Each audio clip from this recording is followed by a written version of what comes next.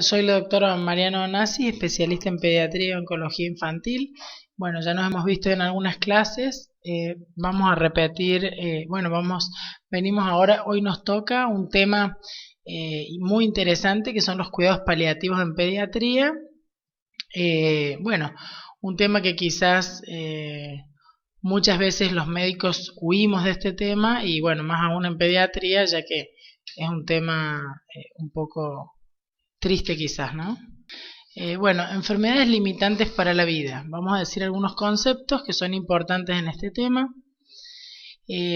Cuando uno habla de enfermedades limitantes para la vida, nos referimos a que no existe esperanza razonable de curación, que seguramente morirán prematuramente, que están incluidas las enfermedades con todo el deterioro lento a lo largo de meses o inclusive años, que existe una progresión de la enfermedad desde el diagnóstico hasta el momento actual. Por supuesto que esto implica una carga emocional en toda la familia de gran importancia. Esta progresión de la enfermedad genera un balance entre las necesidades tecnológicas del niño y las necesidades emocionales y espirituales de la familia. Estos son algunos conceptos de esta asociación de los niños que corren riesgo de vida o en su etapa terminal desde el año 2003. Bueno, nos planteamos entonces algunos interrogantes y problemas. Dificultad en establecer límites de aplicación de las ciencias médicas. Estos límites no todos están escritos ni están delimitados a través de un protocolo.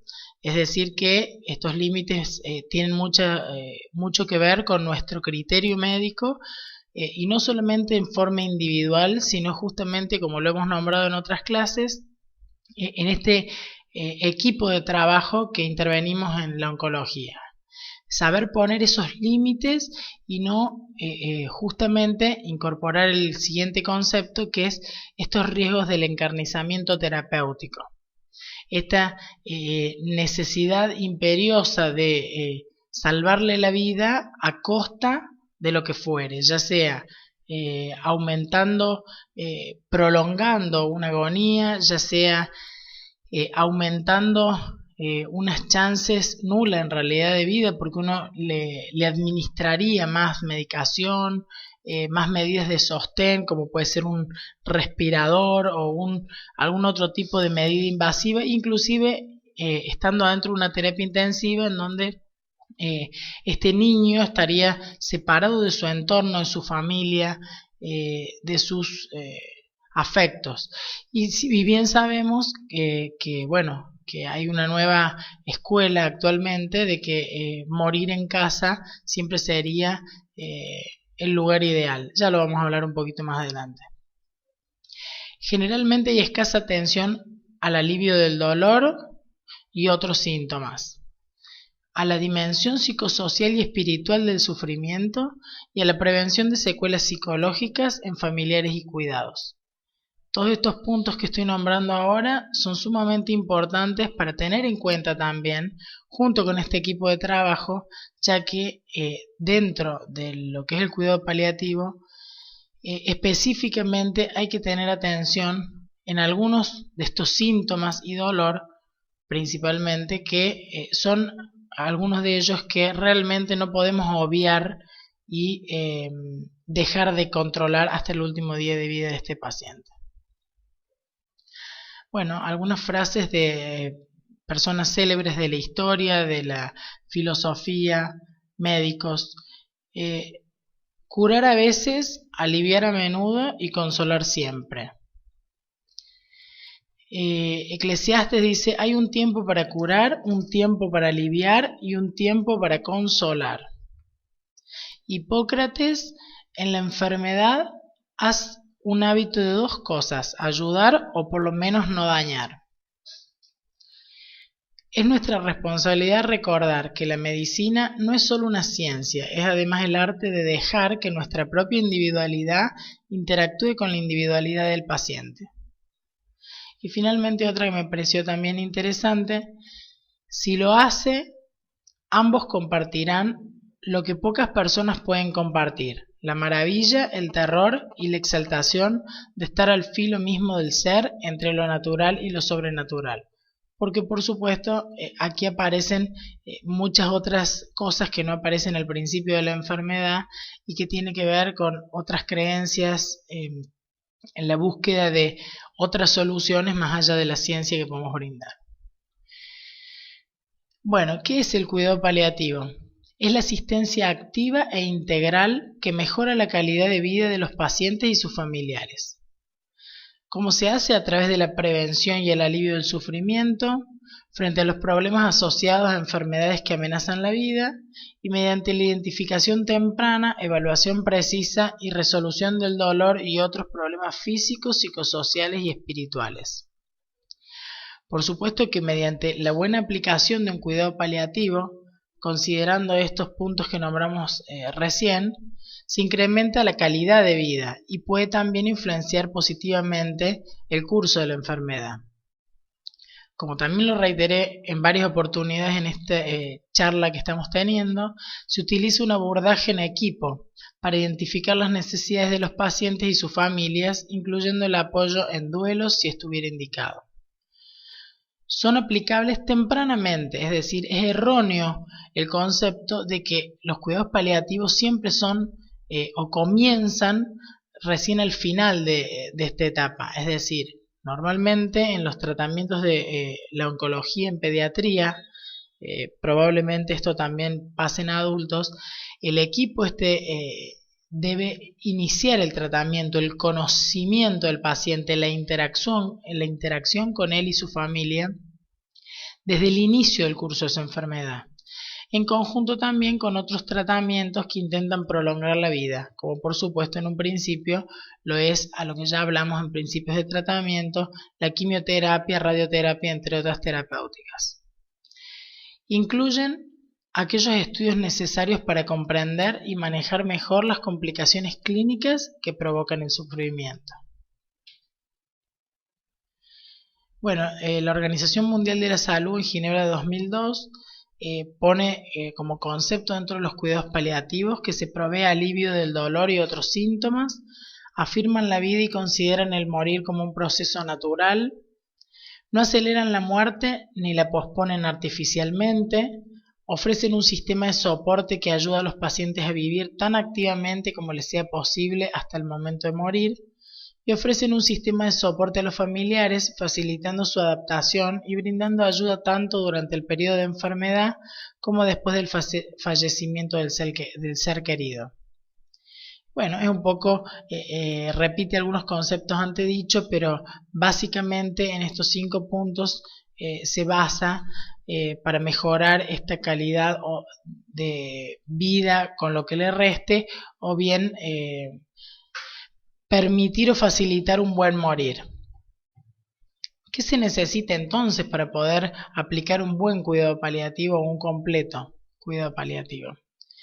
El control de síntomas que hemos nombrado, es decir, es importante la explicación de lo que sucede, de lo que puede suceder, de la progresión que puede existir, porque siempre un padre o una madre lo último que pierde es la esperanza de que ese niño mejore o aparezca un milagro y se cure, ¿no?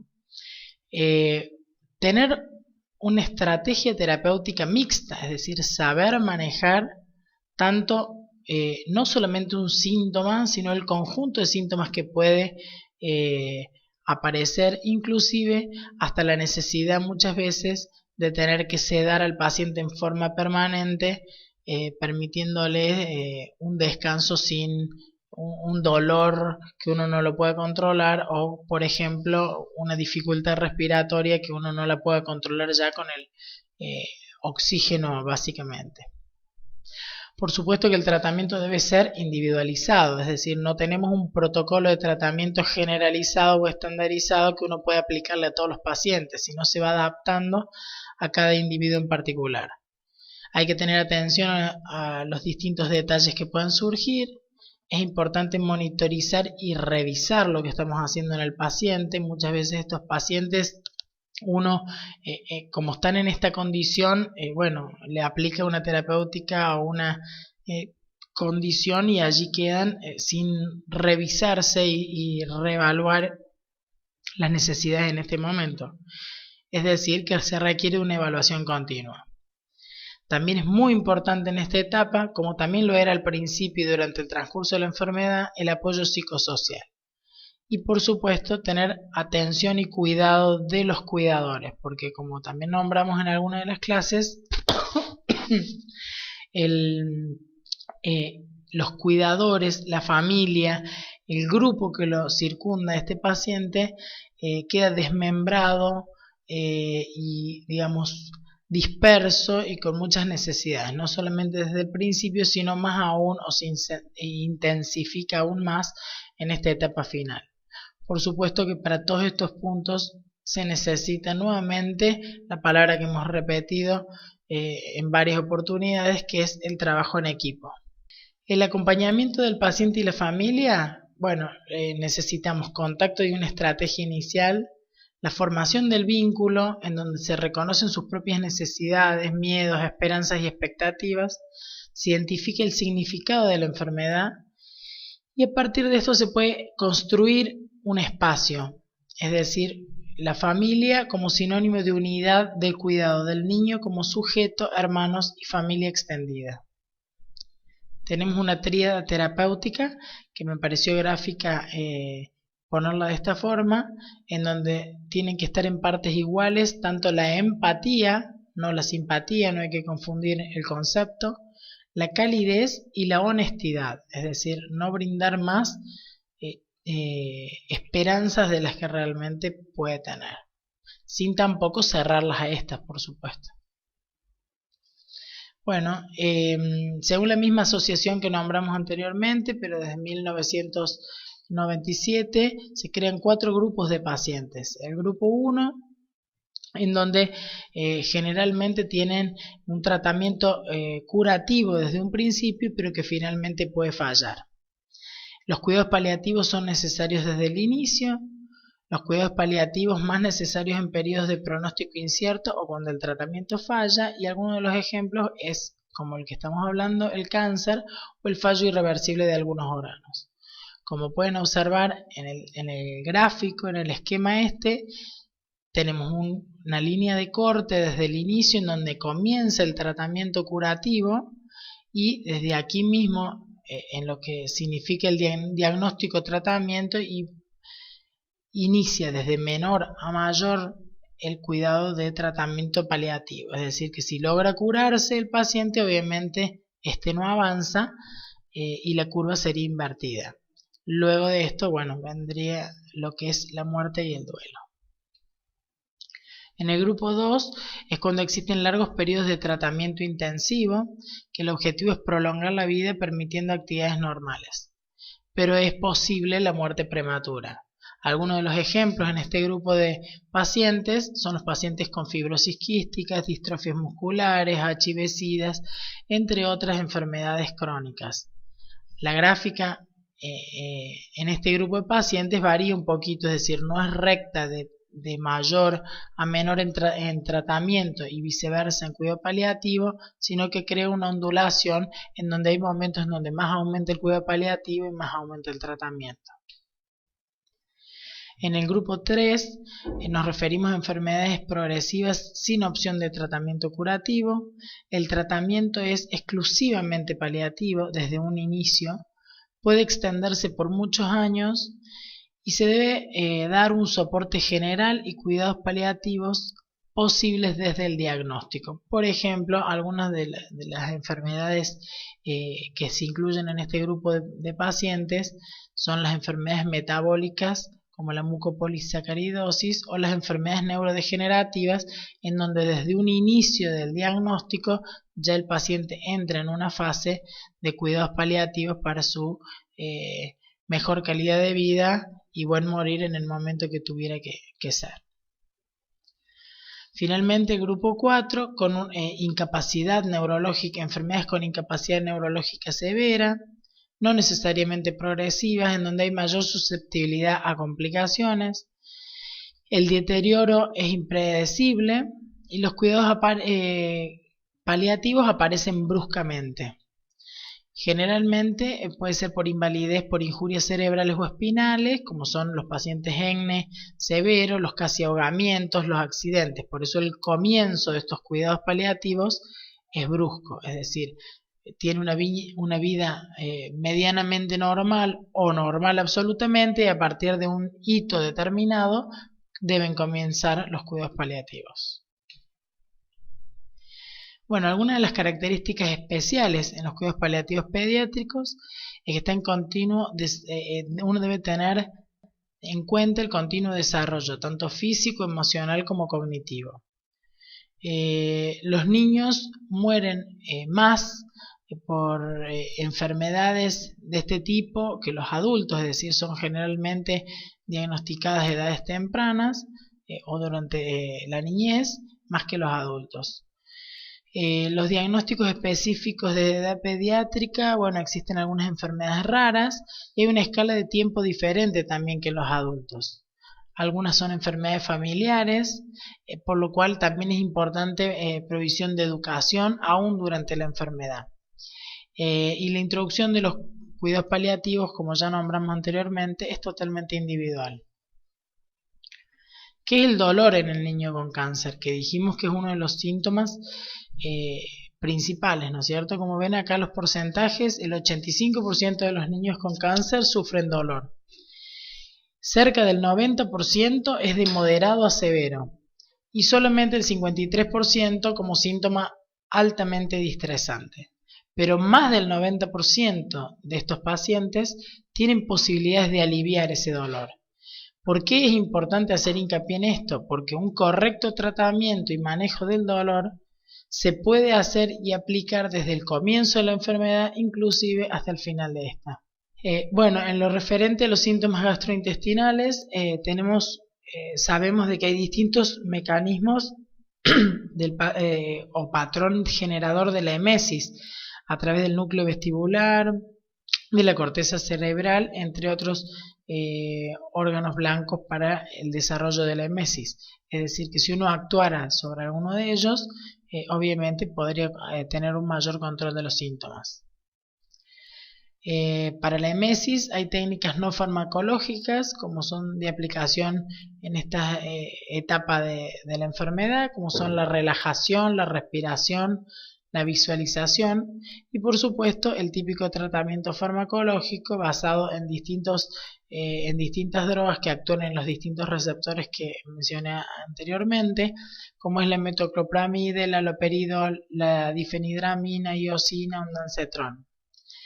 Los antieméticos adyuvantes que se usan es la dexametasona, antieméticos de amplio espectro, la levomepromacina, y algunos de los nuevos antieméticos que también se usan en oncología es el aprepitant. Siempre recordar que no se debe prescribir una droga prokinética más un anticolinérgico. Bueno, otro de los síntomas digestivos importantes a tener en cuenta es la constipación, en donde también se pueden tomar medidas no farmacológicas y farmacológicas. En lo referente a las primeras, el hábito de defecación es muy importante, como así también la ingesta de líquidos y fibra, la movilización activa y o pasiva, la posición de defecación adecuada y la ayuda. Recuerden que un paciente postrado, recostado en una cama, siempre es mucho más difícil el hábito de defecación que uno que está activo. La privacidad, recordar de que uno, por más que ve a estos pacientes acostados o que estén mucho tiempo internados o digamos estén compartiendo habitación a veces con otros pacientes, es importante tener en cuenta este tema de la privacidad que uno a veces en la rutina la olvida. Y por supuesto la autonomía del paciente, en donde tenemos que tener en cuenta que éste debe tener una adaptación al medio ambiente en donde está.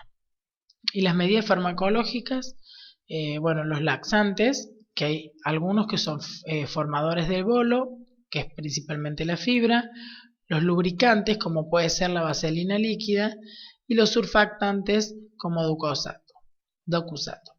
La vaselina líquida es importante tenerla en cuenta porque si bien es un lubricante y va a favorecer la acción del defecar, también puede producir, cuando uno lo administra en forma excesiva síndromes de mala absorción, lo cual también es importante en estos pacientes ya que muchas veces se encuentran desnutridos o mal alimentados.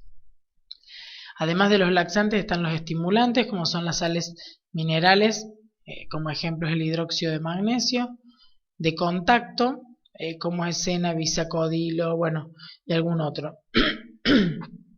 Los osmóticos, como la lactulosa, que es ampliamente utilizado en pediatría y también se puede utilizar en adultos, que generalmente no tiene mayores reacciones adversas, por lo cual uno los puede aumentar la dosis, inclusive administrar sin mayores dificultades. Y agentes rectales como son los supositorios, enemas.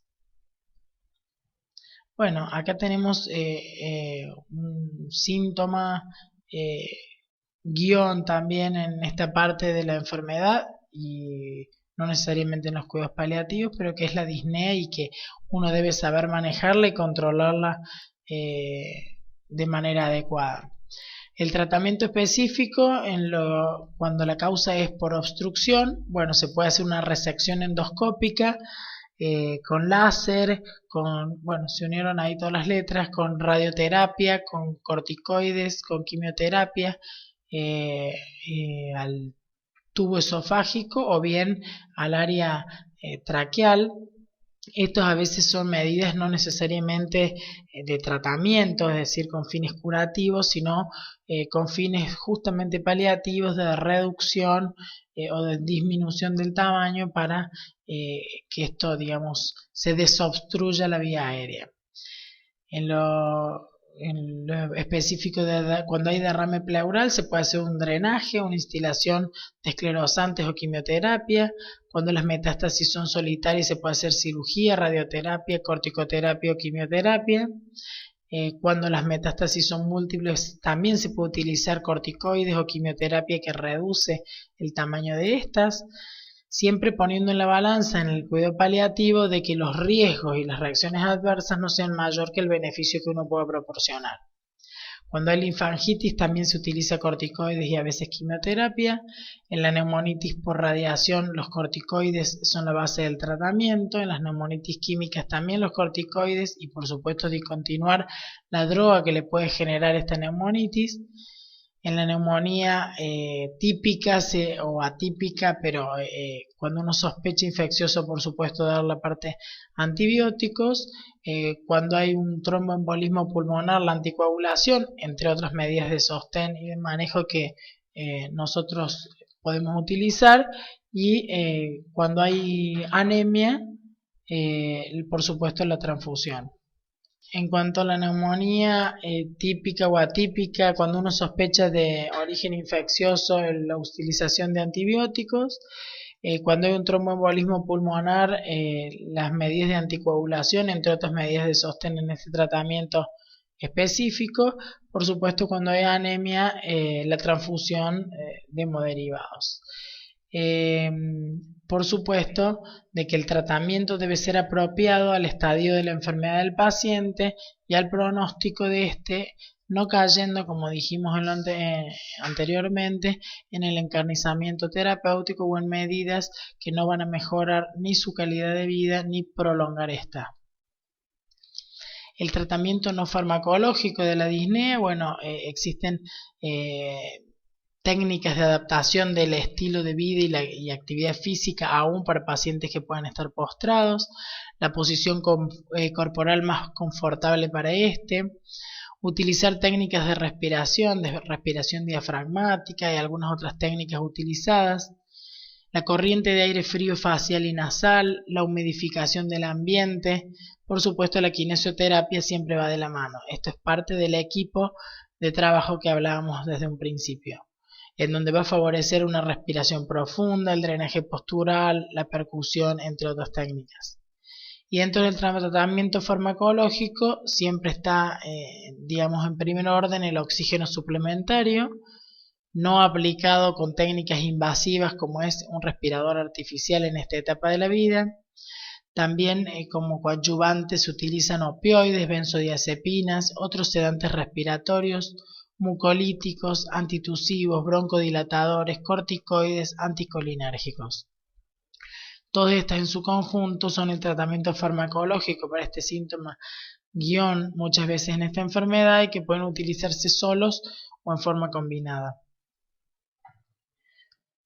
Bueno, la morfina y otros opioides son las drogas más útiles en el tratamiento de la disnea, aunque los mecanismos de acción no se comprenden completamente.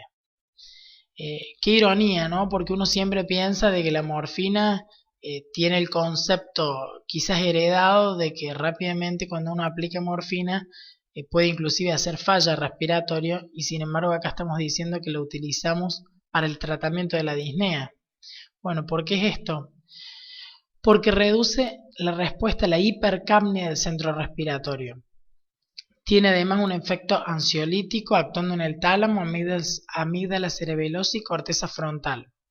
Disminuye la precarga, disminuye la respuesta de quimiorreceptores carotídeos a la hipoxemia, disminuye el consumo de oxígeno, aumenta la tolerancia al ejercicio, no modifica parámetros gasométricos ni de función pulmonar, y tiene una acción en receptores opioides de la pequeña vía aérea, donde hay controversias respecto a este tema. Pero bueno, todos estos puntos nos llevan a la conclusión a que finalmente la morfina no solamente es un agente, una droga importante para el manejo del dolor, que muchas veces en estos pacientes lo necesitamos y ya lo veremos en detalles en la clase del dolor, sino también que lo utilizamos como una fuente muy importante para el manejo de la disnea en estas etapas terminales. Otros sedantes respiratorios, las benzodiazepinas como el lorazepam para el alivio de la disnea a corto plazo, el diazepam, la dosis nocturna si se busca un efecto más prolongado, el midazolam por vía subcutánea o endovenosa, bueno, las fenotiacinas como la clopromacina vía oral, dosis nocturnas o fraccionada, la buspirona para disnea crónica sin efecto depresor respiratorio. Es decir, son algunos de los sedantes respiratorios que lo podemos utilizar solos o combinados también. Bueno, para el manejo de las crisis, lo más importante es transmitir tranquilidad, confianza y seguridad. Por supuesto, administrar oxígeno y comprobar la correcta administración. Muchas veces en el apuro uno no se da cuenta y no está humidificado, está la manguera torcida digamos, o rota, o el flumíter no funciona correctamente, entonces el flujo de oxígeno que se le está aportando es menor al que deseamos. Por supuesto, en las crisis a veces se requiere administrar dosis de rescate del opioide o sedante. Es importante que el paciente siempre esté acompañado, por eso el no a las terapias intensivas en esta etapa de la vida de estos pacientes. El lugar debe estar ventilado, puede tener y aportarse aire a la cara como ya mencionamos. La posición debe ser adecuada con la extensión de la vía aérea en una posición semisentada. Hay que inducir a la relajación porque si no todo el mundo entra en pánico y digamos, se hace un círculo vicioso que luego es difícil de controlar. Tratar de propiciar un ambiente tranquilo y por supuesto brindar información y contención al familiar. Algunos psicofármacos también son importantes y necesarios utilizar en esta etapa. Los antipsicóticos suprimen alucinaciones y delirios, muchas veces que son originados por una tumoración localizada en estas zonas del cerebro que lo puedan generar, o bien como reacciones secundarias a hipoxemias, estrés o brotes que puedan surgir en esta etapa.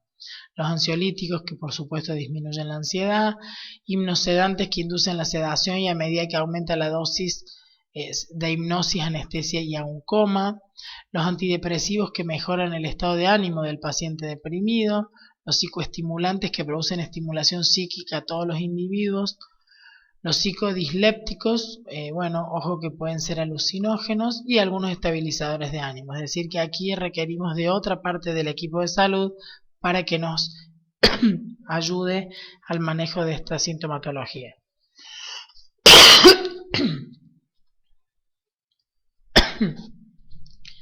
Bueno, en cuanto a los trastornos neurológicos o secuelas, el tratamiento farmacológico se pueden utilizar relajantes musculares como el diazepam, baclofeno, analgésicos como opioides, antiinflamatorios no esteroideos por breve tiempo. Recordar que pueden dar síntomas de gastritis aumentados que ya puede tener el paciente por sí, y drogas de administración localizada como se puede administrar toxina botulínica, bomba de baclofeno, entre otras. De nuevo volvemos a las técnicas no farmacológicas como son la kinesioterapia, neuroortopédicos con elongaciones musculares, transferencias tendinosas, fijaciones articulares, cirugías de partes blandas. En el aspecto neuroquirúrgico, bueno, hacer cordotomías, estimuladores medulares, entre otros.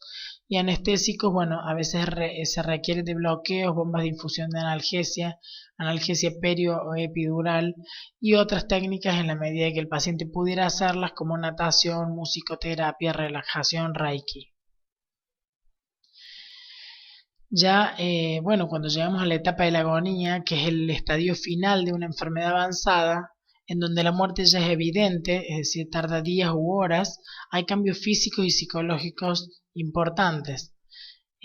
Cambio un poco los objetivos del tratamiento, en donde solamente ya nos importa la hidratación, la alimentación y transfusiones en el caso necesario que pudieran llegar a mejorar, sobre todo la dificultad respiratoria producida o aumentada o incrementada por una anemia severa. Por supuesto, seguimos con el control de síntomas, es decir, manejo de las exacerbaciones del dolor, el dolor intratable, como ya lo hablamos, con bloqueos, con ketamina, es decir, volvemos a los síntomas principales que hemos ejemplificado anteriormente: el dolor, la disnea, la hemorragia, que muchas veces hace falta la sedación o el camuflaje, que también se llama, y para las convulsiones, por supuesto, las benzodiazepinas o algunos otros anticonvulsivantes. Bueno, y el síndrome de la obstrucción de la vena cava, ya lo hemos visto en alguna otra parte de estas clases, también tomar las medidas necesarias para el manejo de esto. Hay que tener alerta cuando el dolor de espalda empeora con la valsalva y obtiene una sensación desagradable en las piernas. Esto puede ser síntoma específico de compresión medular, lo cual se considera una emergencia paliativa. Generalmente cuando ya tiene pérdida motora y sensitiva, el diagnóstico es tardío, y al igual que cuando hay alteración de esfínteres. El tratamiento son altas dosis de dexametasona, a veces radioterapia y también quimioterapia. Es decir, que uno debe sospecharla y diagnosticarla para poder aplicar un tratamiento adecuado. Podemos decir, después de mencionar todos estos detalles y estas medidas de tratamiento, que la responsabilidad de aliviar al paciente de un síntoma intratable es una obligación, tanto moral como ética, y la sedación es una respuesta apropiada que uno debe brindarle a este paciente. La sedación para el distrés intratable, bueno, tenemos algunas indicaciones de la sedación, que como bien sabemos es un síntoma de difícil control, con dolor intratable, delirio, disnea, excitación psicomotriz. Los episodios agudos con alto grado de sufrimiento también pueden ser generados por hemorragias masivas, convulsiones, alucinaciones, perforación intestinal en pacientes agónicos, y esto, en este caso sí necesitamos el manejo de la sedación que hemos mencionado. Mientras que no es una indicación de sedación, la angustia o la ansiedad familiar, o la angustia y la ansiedad del equipo tratante. Esto es muy importante, este último punto. ¿Qué usar entonces? La benzodiazepina de acción ultracorta, como es el midazolam, a una dosis de 0,05 miligramos kilodosis en forma endovenosa o subcutánea, asociado a un opioide fuerte de acción corta, como lo es la morfina, a 0,05 miligramos kilodosis en forma endovenosa o subcutánea. Se puede repetir cada 15 minutos hasta obtener la sedación, o bien dejar en un goteo continuo. El tratamiento inapropiado, según la Asociación Médica Americana, lo describe como el uso de medidas extraordinarias de tratamiento en pacientes próximos a morir y sin expectativas de recuperar la salud, e inapropiado, y por lo tanto mala medicina. No tenemos el deber ni el derecho legal o ético de indicar una terapéutica que prolongue la agonía. El duelo es un síndrome complejo y con diferentes consecuencias. Colin Murray lo describe como que el dolor del duelo es una parte de la vida como la alegría lo es del amor. Es quizás el precio que pagamos por amar, el costo del compromiso. Ignorar este hecho es ponerse una ceguera emocional que nos deja desprotegidos ante las pérdidas que inevitablemente ocurrirán en nuestras vidas y no nos permitirán ayudar a otros a elaborar sus propias pérdidas. Trabajando con las familias en los cuidados paliativos, también incorpora a los hermanos y no solamente los padres. Y como dijimos antes, es importante, muy importante, el cuidado de los cuidadores. Bueno, acá viene el tema de las malas noticias. ¿Hay alguna buena manera de darlas? El contenido importa y la forma de darlas también. Hay motivaciones para informar, es una obligación y un deber, y es un derecho del paciente. Es un acto implícito en la relación médico-paciente y una condición que sin duda mejora la tolerancia al tratamiento. Bueno, acá hay distintos puntos de emociones o sensaciones que me provoca informar. A mí como médico, a mí como equipo de salud. Miedo, la impotencia, la frustración, el resentimiento, la culpa, la angustia y el enojo. Emociones ante los pacientes o los padres. A lo mejor uno tenía simpatía, otros causan lástima, indiferencia, bronca, impaciencia, disgusto. Justo este paciente caño, típico comentario muchas veces entre la jerga médica, justo a mí, ¿por qué? Beneficios de una comunicación adecuada. Esto da satisfacción del paciente y su familia, hay mejor aceptación de la enfermedad, hay mayor cumplimiento o adherencia al tratamiento, hay menor ansiedad y depresión del paciente, hay mejor evolución clínica y mayor satisfacción médica. De todas formas, una mala noticia dada de la mejor manera siempre será una mala noticia. Es decir, que requiere de una preparación, no solamente del médico de cabecera, sino de todo el equipo tratante. Hay un aprendizaje en situación de enfermedad y la escuela muchas veces colabora. Entonces, el enfoque transdisciplinario es importante. Esto implica diferentes profesiones aprendiendo de, con y sobre, en un proceso interactivo que resulte en una comprensión y respeto mutuo sobre las contribuciones que cada uno pueda aportar. Bueno, ya nos metemos un poco en la bioética de cuidados paliativos, en donde la toma de decisiones en esta etapa final y la aplicación del tratamiento apropiado. Puede existir discernimiento ético en el final de la vida.